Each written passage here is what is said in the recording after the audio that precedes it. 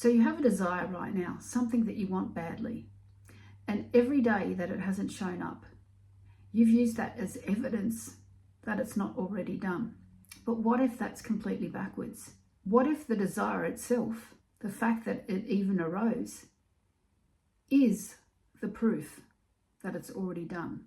Because here's what I want you to understand.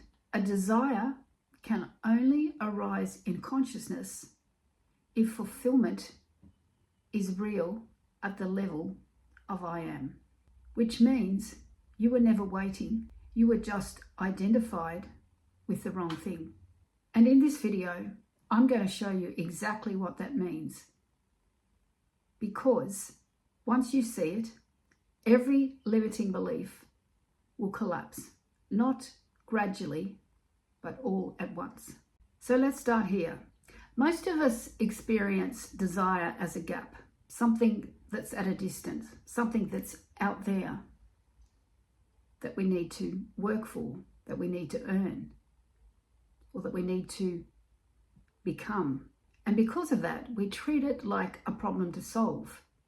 We visualize, we do affirmations, we script, we try and manufacture the feeling of having it. Because somewhere underneath, we believe that desire is the proof of absence. But here is what I want you to really sit with. A desire can only arise within consciousness. And I am doesn't produce experiences that doesn't already exist within it. Sit with that for a moment. So the character, the identity that you've been living from, it experiences the desire as a gap. It experiences it as something that is missing, because that's what the identity does. That's what the character does. It lives in time. It compares where you are to where you want to be. That's the job of the mind. That's the way the mind has always played out. No matter where you are, whether you're a CEO or you're a janitor, it doesn't really matter. The mind is always looking at the gap. But I am, it doesn't reach. It doesn't look outside of itself, because there's nothing outside of I am, right? So the I am, it just is. Because at the level of I am, having and being are the same thing. There is no separation. So when a desire arises, something that you intuitively feel that this is something that I know I can have. So what you're doing right there, you know you can have it, but you're still identifying with not having it. But that desire arises because it's I am announcing what already is. Now that might feel like a stretch at the moment, especially if you've been waiting for a long time. But stay with me, because what I'm going to show you is something that's going to change the way that you relate to every desire you've ever had. So if the desire is the announcement, what about everything in your mind that is arguing against it, that tells you you can't have it? That's the part that keeps people tripping up. And this is where it gets really important. So here's where most people get stuck. So the desire arises, and immediately the mind starts looking for evidence. It starts building a very convincing case with thoughts arising like, oh, but look at my bank account, or look what he said or she said, or what about this scenario?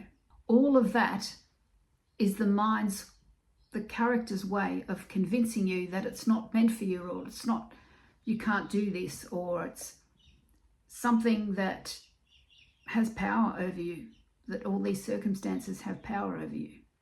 But here's what I want you to understand.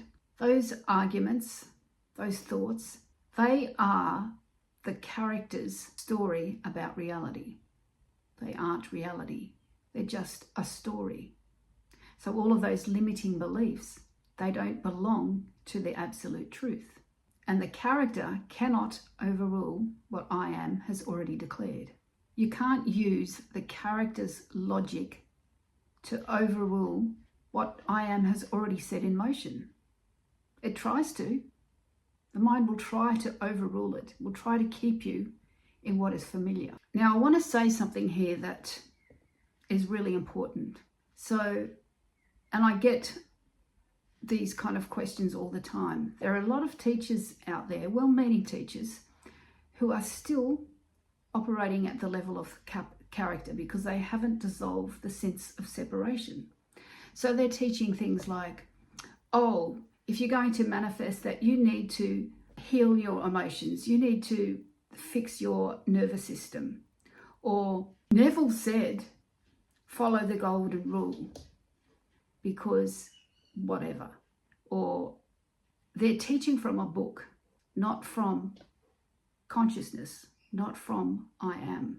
And this is why many people get confused, because they are following a set of rules that have been taught from teachings coming from the character, from the limited self, from someone who's absorbed information and regurgitated in their own interpretation.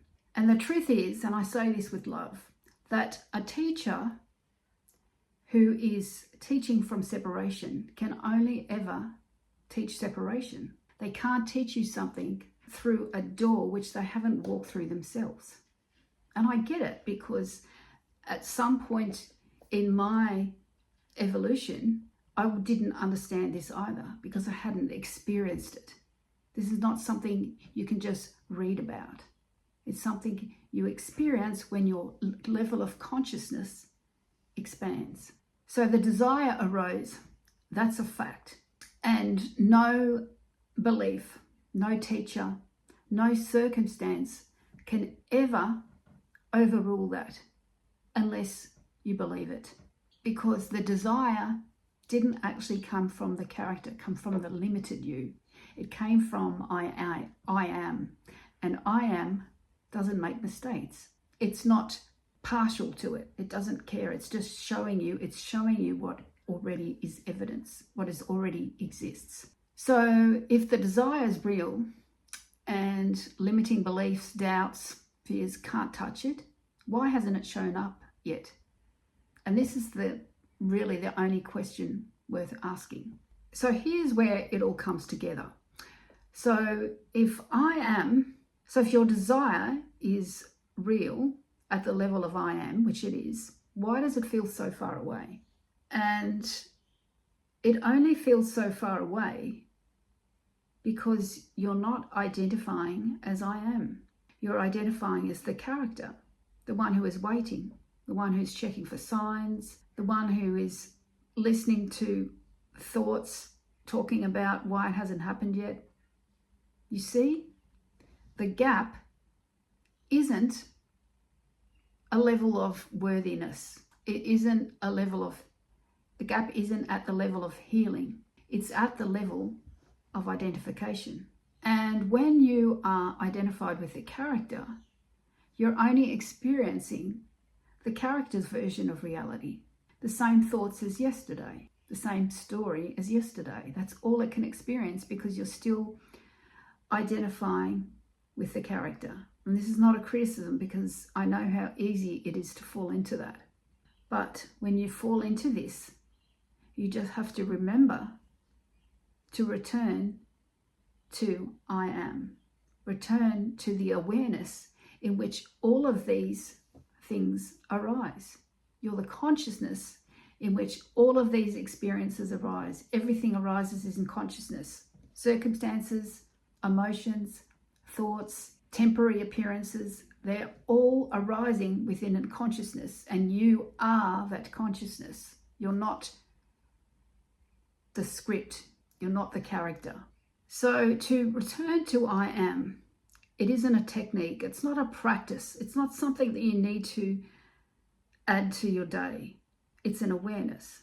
It's what exists before the story, before the thoughts about what's happening or what's not happening. Underneath, you'll notice this quiet presence that is still, that just exists. That's the I am. So it's not a technique, something you need to manufacture or find. It's already there when you let go of the stories. And that's where the desire or the fulfillment of the desire lives. It's not in the waiting. It's not in the looking at what you need to do. It exists in that stillness, in that presence, in I am. So if something in this video shifted for you, even a little, that is I am recognizing itself. So make sure that you subscribe so that we can keep doing this together. And if you want to dive deeper, you'll find my link in the description below where you can look at one-on-one mentoring and have a wonderful day.